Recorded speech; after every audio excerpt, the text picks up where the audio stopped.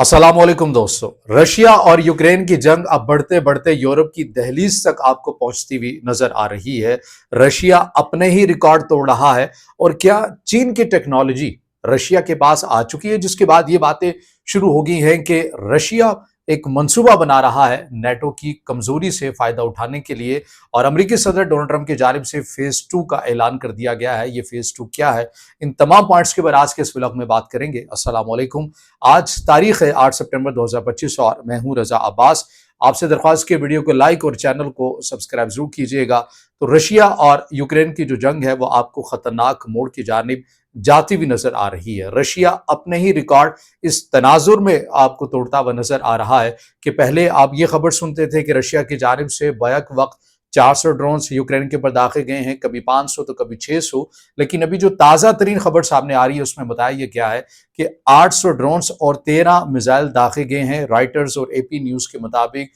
Ukraine पर Russia की जानिब से, और बिलखसूस यूक्रेन के दारहुकूमत कीव पर। और कीव में भी जो सरकारी इमारत है जो पूरे मुल्क के निज़ाम को चलाती है, जो कैबिनेट ऑफ मिनिस्टर की जो बिल्डिंग्स है, इसे निशाना बनाया गया है। और ये बिल्डिंग जो है ये पूरी आग की लपेट में आ चुकी है। और लग ऐसे रहा है कि प्यूटन की जानिब से ये जो इक़दाम किया गया है इसमें दर हकीकत वो पैगाम देना चाहते हैं कि उन्होंने यूक्रेन का पूरा एक जो सियासी निज़ाम है, जो गवर्नेंस का एक निज़ाम है, उसे मफलूज कर दिया है या करने का वो इरादा रखते हैं। इसमें एक अफसोसनाक जो बदकिस्मती से खबर ये भी सामने आई है, जो रिपोर्ट हो रही है द गार्डियन में, राइटर्स में, कि इस हमले के अंदर 4 अफराद हलाक भी हुए हैं और एक 3 माह का बच्चा भी इन हमलों की जद में आया है। अब जो यूक्रेन की वजारत दिफा की जानिब से जो स्टेटमेंट दी गई है उसमें बताया गया है कि यूक्रेन की जो फजाइया है उन्होंने 800 ड्रोन में से तकरीबन 700 या 710 जो ड्रोन्स हैं उन्हें नाकाम बनाया है। और जो दीगर जो मिसाइल जो टोटल 13 दागे गए थे उसमें से कुछ जो मिसाइल हैं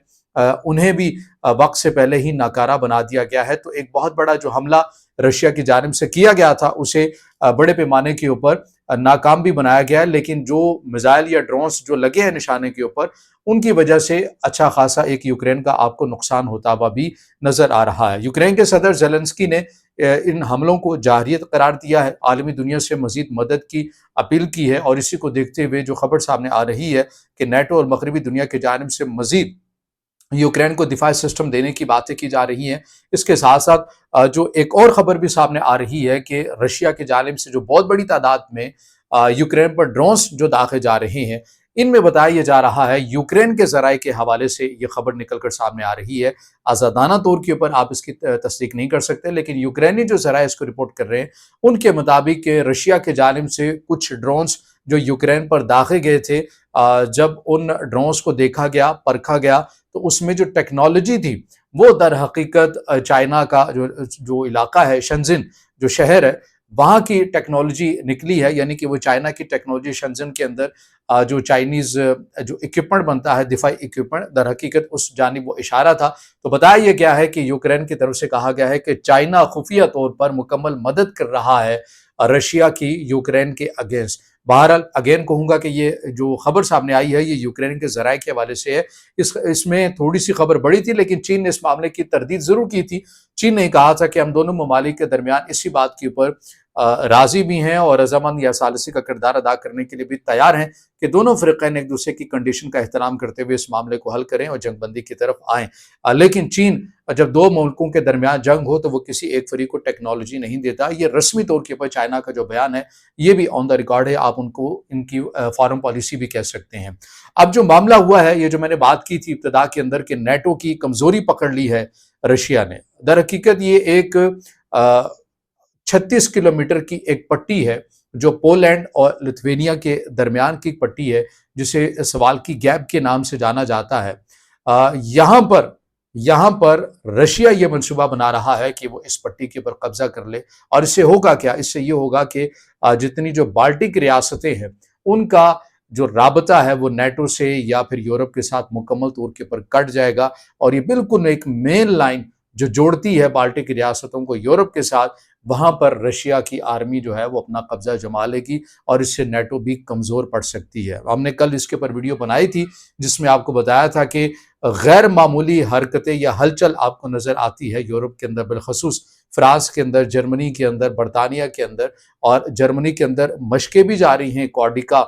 نام سے، جہاں پر 14 ممالک جو ہیں وہ حصہ بھی لے رہے ہیں، اور آپریشن جو ڈوئچ لینڈ ہے اس کی تکمیل کے لیے اس کو کیسے کامیاب کرنا ہے، تو وہ در حقیقت یہی تھا، وہ یہی منصوبہ ہے کہ آپ نے کیسے جو جرمنی ہے جو یورپ کا گیٹ وے مانا جاتا ہے، اس سے آپ نے سامان کو کیسے فرنٹ لائن یا بالٹک ریاستوں تک پہنچانا ہے، چاہے وہ دفاعی اکوپمنٹ ہے، چاہے وہ سول ڈیفنس کے لیے ہے، یا جو بھی خوراک اگر لوگوں تک پہنچانی ہے کیسے پہنچانی ہے۔ تو اب رشیا اس کے الٹرنیٹو متبادل کے طور پر یہ کہہ رہا ہے کہ اگر میں اس 36 کلومیٹر کی پٹی کے اوپر قبضہ کر لوں گا تو نیٹو جو ہے وہ بڑے پیمانے کے اوپر آپ کو کمزوری پڑ جائے گی، اور بالٹک ریاستوں سے وہ ایک علیحدہ ہو جائے گی، اس تک پھر سپلائی چین یہ چیزیں پہنچانا نیٹو کے لیے بہت مشکل ہو جائے گا۔ تو یہ کچھ رپورٹس آ رہی ہیں جسے دی سن جیسے میڈیا آؤٹ لیٹ کے اندر یا EU آبزرور کے اندر ان خدشات اور تحفظات کے ساتھ ان خبروں کو رپورٹ کیا جا رہا ہے کہ رشیا بہت بڑے پیمانے کے اوپر یہ سوچ رہا ہے، کیونکہ یورپ کا یہ کنسرن بہرحال موجود ہے کہ رشیا نے اگر یوکرین کو گرا دیا تو وہ یوکرین تک محدود نہیں رہے گا، بلکہ وہ مشرقی یورپ سائڈ پر بھی وہ بڑھ سکتا ہے، جس کے لیے تیاریاں برطانیہ، جرمنی اور فرانس آپ کو کرتے ہوئے بھی نظر آ رہے ہیں۔ اب امریکی صدر ڈونلڈ ٹرمپ کی جانب سے یہ فیصلہ لیا گیا ہے کہ ہم نے بارہا کوشش کی کہ یہ معاملہ جنگ بندی سے حل ہو جائے، مذاکرات کے ذریعے حل ہو جائے۔ امریکہ کی ریاست الاسکا کے اندر رشیا کے صدر، امریکہ کے صدر کے مابین ملاقات بھی ہوتی ہے، لیکن اتفاق نہیں ہوتا جنگ بندی کے اوپر، کیونکہ جو پیوٹن کا فارمولہ ہے وہ مغربی دنیا یا یوکرین کے صدر ماننے کے لیے تیار نہیں ہے، اور جو مغربی دنیا یا یوکرین یا امریکہ چاہتا ہے وہ پیوٹن ماننے کے لیے تیار نہیں ہے۔ تو اس کی وجہ سے ایک ڈیڈ لاک ہے، مگر اس کے باوجود بھی جو رشیا کی جانب سے حملوں کے اندر جو شدت اور تعداد کے اندر شدت بڑھتی ہوئی جا رہی ہے، اس کو دیکھتے ہوئے امریکی صدر ڈونلڈ ٹرمپ اب یہ مزید اعلان کرنے جا رہے ہیں کہ وہ فیز 2 میں اقتصادی پابندیاں مزید لگانے جا رہے ہیں رشیا کے اوپر، تاکہ رشیا کی جو اکانومی ہے، معیشت ہے، اس کے اوپر سخت سے سخت وار کر کے اس حد تک رشیا کو لایا جا سکے تاکہ وہ بڑی جنگ کرنے کے قابل ہی نہ رہ سکے۔ لیکن یہ سلسلہ تو تب سے شروع ہے جب سے رشیا اور یوکرین کی جنگ جاری و ساری ہے، مگر اس کے باوجود بھی ایسا لگ رہا ہے کہ تقریباً 3 ساڑھے 3 سال تو ہو چکے ہیں، لیکن رشیا کی معیشت کو اس حد تک اثر نہیں پڑا ہے۔ لیکن اب دیکھنا یہ ہے کہ امریکی صدر ڈونلڈ ٹرمپ جو فیز 2 شروع کرنے جا رہے ہیں رشیا کے اگینسٹ اقتصادی پابندیوں سے متعلق، کیا وہ رشیا کی معیشت کو کمزور کر سکے گا؟ کیا رشیا ایک لمبی جنگ لڑنے کے قابل نہیں رہے گا اپنی معیشت کی وجہ سے یا اپنی کمزور معیشت کی وجہ سے؟ اس سوال کا جواب آپ نے ضرور مجھے کمنٹ میں دینا ہے، یا اس سے جڑا آپ کا کوئی علیحدہ سوال ہو یا رائے ہو تو ضرور کمنٹ میں اس کا اظہار خیال کرنا ہے۔ ویڈیو کو لائک کرنا ہے، دوستوں تک شیئر کرنا ہے، اور چینل کو سبسکرائب